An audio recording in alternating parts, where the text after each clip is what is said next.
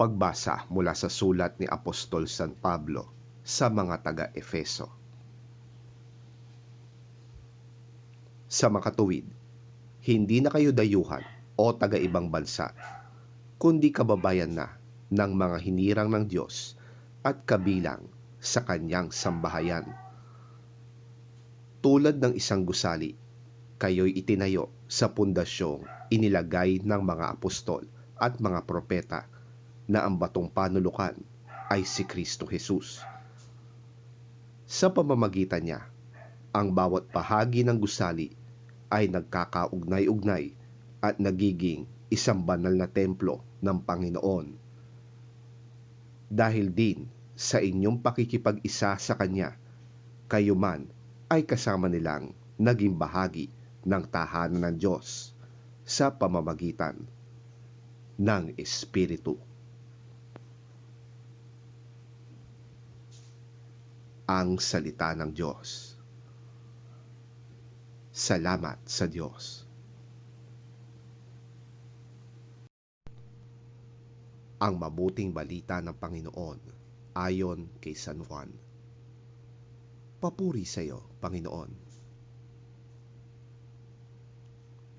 Ngunit si Tomas na tinatawag na kambal at kabilang sa 12 ay wala roon nang dumating si Jesus. Kaya't sinabi sa kanya ng ibang mga alagad, "Nakita namin ang Panginoon."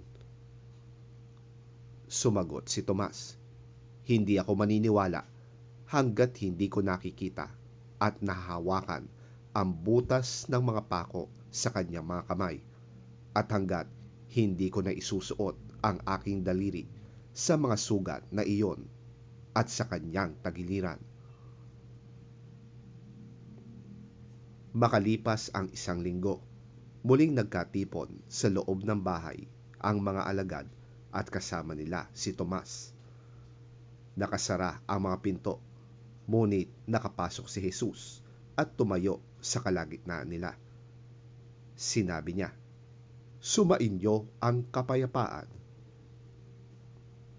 At sinabi niya kay Tomas, "Tingnan mo ang aking mga kamay. Ilagay mo ang iyong kamay sa aking tagiliran at huwag ka nang mag-alinlangan pa. Sa halip ay maniwala ka." Sumagot si Tomas, "Panginoon ko at Diyos ko." Sinabi sa kanya ni Jesus, "Naniniwala ka na ba dahil nakita mo ako? Mapalad ang mga naniniwala kahit hindi nila ako nakita."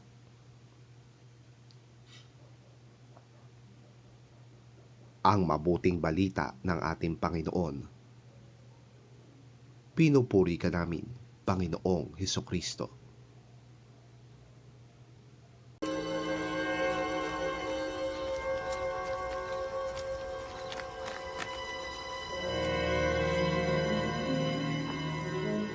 One of the 12 disciples, Thomas, called the twin, was not with them when Jesus came. So the other disciples told him, "We have seen the Lord." "Unless I see the scars of the nails in his hands, and put my finger on those scars, and my hand in his side, I will not believe."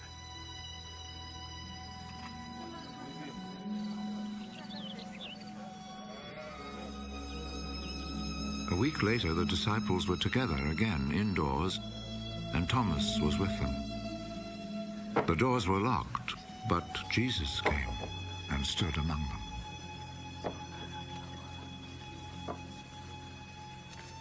"Peace be with you. Put your finger here and look at my hands. Then reach out your hand and put it in my side. Stop your doubting and believe." My Lord and my God.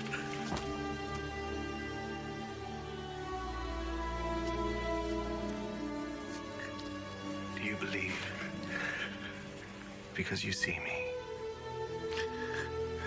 How happy are those who believe without seeing me?